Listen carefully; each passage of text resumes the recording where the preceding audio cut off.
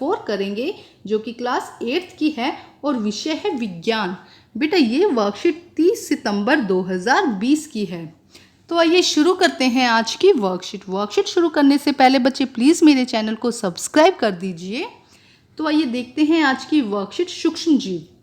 कल रात पिंकी के भाई को बहुत तेज बुखार था, साथ में उसको पेट में दर्द और उल्टी भी हो रही थी। माँ उसको डॉक्टर के पास ले गई। डॉक्टर ने कहा उसके भाई को एंटीबायोटिक की गोली या इंजेक्शन देना पड़ेगा।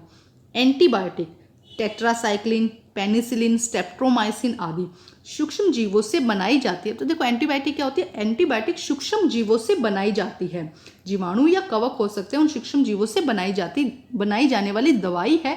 यह बीमारी पैदा करने वाले जीवाणुओं को नष्ट कर देती है या उनकी वृद्धि को रोक देती है। तो एंटीबायोटिक क्या होता है बेटा? ये सूक्ष्म जीवों द्वारा बनाई जाती है और ये क्या करती है? दूसरे जीवाणुओं की वृद्धि को नष्ट कर देती है या उनकी वृद्धि को रोक देती है।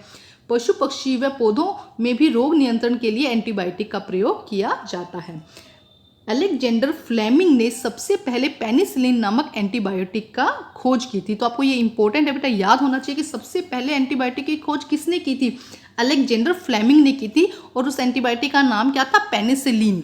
ठीक है, तो अभी आपको पहले एंटीबायोटिक समझ में आया। एंटीबायोटिक क्या करती है? जीवाणुओं को नष्ट कर देती है। जो जीवाणु हमें बीमार कर रहे हैं उनको क्या कर देती है? नष्ट कर देती है या उनकी वृद्धि को रोक देती है। अब देखिए आगे क्या दिया। आपने पल्स पोलियो टीकाकरण के बारे में ज़रूर सुना होगा और आजकल तो आप कोरोना की वैक्सीन टीवी और खबरों में बहुत चर्चे में है। आप लोग सुन रहे हैं ना कि कोरोना का वैक्सीन कब आएगा। तो हम पहले जानते हैं कि टीकाकरण या वैक्सीन है ये क्या होता है। तो देखिए टीका या वैक्सीन के द्वारा रोग फैलाने वाले मृत या कमजोर जीवाणु को हमारे शरीर में डाले जाते हैं। इन जीवाणुओं से लड़ने के लिए हमारा शरीर प्रतिरक्षी उत्पन्न करता है। इस प्रकार हमारा शरीर रोगों से लड़ने के लिए हमेशा तैयार रहता है। तो देखो बेटा इसको समझने की ज़रूरत है, इसे समझाती हूँ। इसमें क्या किया जाता है? जो रोग फैलाने वाले जीवाणु होते हैं ना, जो रोग फैला रहे हैं, उन जीवाणुओं को बहुत कम अमाउंट में, उनकी मृत अवस्था में या कमजोर जीवाणु को, समझ में आया? जो मान लो कोई जीवाणु है वो रोग फैलाएगा तो उसकी बहुत कम मात्रा में, क्योंकि जीवाणु बहुत छोटे होते हैं ना, तो उसकी बहुत कम मात्रा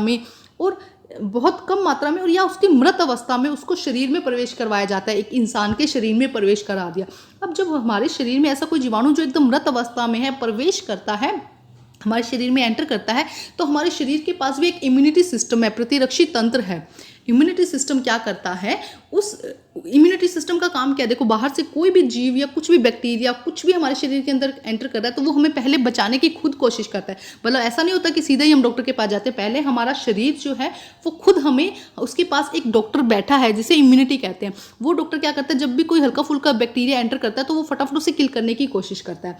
तो जैसे ये मृत अवस्था में ये जीवाणु हमारे शरीर के अंदर एंटर करता है तो जो हमारे शरीर का डॉक्टर है, इम्यूनिटी सिस्टम, वो एक्टिवेट हो जाता है और वो इसके लिए क्या बना लेता है? प्रतिरक्षी। वो अपनी खुद की दवाई बना लेता है जिसे हम प्रतिरक्षी कहते हैं। ठीक है, और इससे अब क्या होगा? जब एक बार दवाई बन गई तो क्या होगा? हमारे शरीर को रोगों से लड़ने के लिए हमेशा तैयार रहता है। अब क्या होगा? एक बार, क्योंकि वो मृत अवस्था में था इसलिए वो अटैक नहीं कर पाया बॉडी के अंदर और हमने क्या बना ली? प्रतिरक्षी।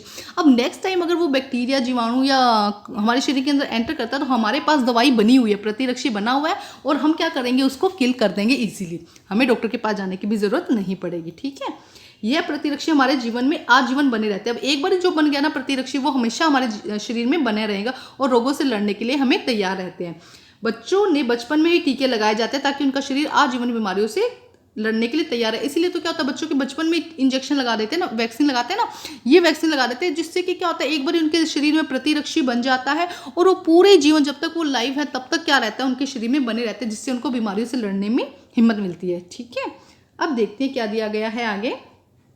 एडवर्ड जेनर नामक वैज्ञानिक ने सबसे पहले चेचक के टीके की खोज की थी। तो एडवर्ड जेनर नामक ने सबसे पहले चेचक के टीके की खोज की थी। बेटा ये आपको याद होनी चाहिए, आपकी जनरल नॉलेज के लिए बहुत ज़रूरी है और क्वेश्चन पूछे जाते हैं इनसे 1-1 नंबर के।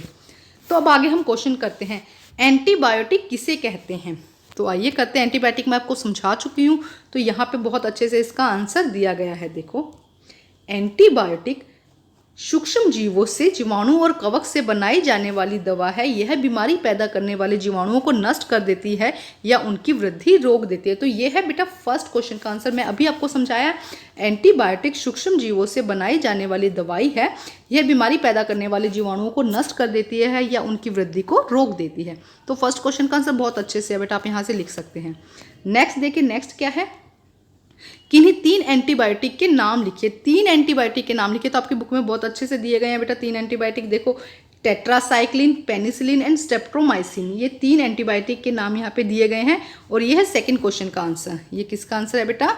सेकंड क्वेश्चन का आंसर। ठीक है, टेट्रासाइक्लिन नाम याद करो, बार बार में बोलोगे तब याद होंगे। Tetracycline, penicillin, streptomycin. ठीक है, इनको बार बार बोल के आपको याद करना। बहुत बार पूछा जाता है कि इनके नाम बताइए आपको एंटीबायोटिक्स के। ठीक है, अब देखते हैं नेक्स्ट क्वेश्चन। एंटीबायोटिक की खोज सबसे पहले किसने की थी? किसने की थी बेटा एंटीबायोटिक की खोज सबसे पहले? तो अलेक्जेंडर फ्लेमिंग ने सबसे पहले पेनिसिलिन नामक एंटीबायोटिक की खोज की थी। ये पूरा ही लिख दीजिएगा, ये आंसर है थर्ड का आंसर। ठीक है, एंटीबायोटिक की खोज किसने की थी? अलेक्जेंडर फ्लेमिंग ने सबसे पहले पेनिसिलिन नामक एंटीबायोटिक की खोज की थी। अब देखते हैं नेक्स्ट क्वेश्चन। वैक्सीन किसे कहते हैं? अपने मम्मी पापा से पूछो, उन्होंने बचपन में आपको कौन कौन से टीके लगवाए हैं। तो पहले बेटा हम इसका ए पार्ट करते हैं, ये पार्ट करेंगे, फिर हम इसका ये पार्ट करेंगे। तो फर्स्ट कहते हैं वैक्सीन किसे कहते हैं। तो यहाँ पे बहुत अच्छे से मैंने अभी आपको समझाया है। टीका या वैक्सीन के द्वारा रोग फैलाने वाले जीवाणु या कमजोर जीवाणु हमारे शरीर में डाले जाते हैं। इन जीवाणुओं से लड़ने के लिए हमारा शरीर प्रतिरक्षी उत्पन्न करता है। इस प्रकार हमारा शरीर रोगों से लड़ने के लिए हमेशा तैयार रहता है। तो पहले बेटा वैक्सीन का आंसर ये है। पूरा आपको अच्छे से लिखना है इसको, समझ भी आ गया होगा। तो ये हो गया इसका ए पार्ट। अब हम बात करते हैं बी पार्ट की। अपने मम्मी पापा से पूछो कि उन्होंने बचपन में आपको कौन से वैक्सीन या टीके लगवाए हैं। तो आइए करते हैं इसका आंसर बेटा। इसका आंसर। आप अपने मम्मी पापा से पूछेगा कि आपको कौन कौन से टीके लगाए हैं, लेकिन मैं यहाँ पे बता रही हूँ कि जो नॉर्मल बच्चों को जब वो छोटे होते हैं उन्हें इंजेक्शन्स लगाए जाते हैं, उसका आंसर है। ठीक है, बीसीजी का टीका सबसे पहले कौन सा होता है? बीसीजी का टीका तपेदिक या टीबी के लिए लगाया जाता है ये टीका। ठीक है, फर्स्ट कौन सा हो गया? बीसीजी का टीका, जो किसके लिए लगाया जाता है? तपेदिक या टीबी के लिए। नेक्स्ट है हेपेटाइटिस बी का टीका। नेक्स्ट किसका टीका है? हेपेटाइटिस बी का टीका। ये सभी बच्चों को लगाए जाते हैं।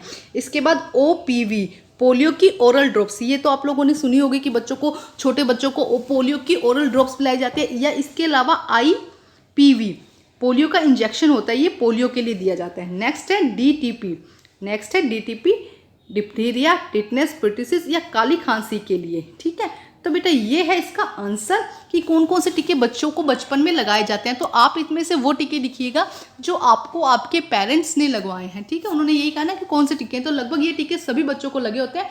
तो आंसर देखो, बीसीजी का टीका, हेपेटाइटिस बी का टीका, ओपीवी या आईपीवी और डीपीटी का टीका। ठीक है, इसके मैंने बता भी दिया कि किस किस लिए इनको लगाया जाता है। तो बेटा आज की आपकी जो वर्कशीट है वो कंप्लीट होती है। वर्कशीट कंप्लीट करके बच्चे अपने टीचर से चेक कराइए। और बच्चे प्लीज़ मेरे चैनल को लाइक कीजिए, सब्सक्राइब कीजिए और शेयर कीजिए।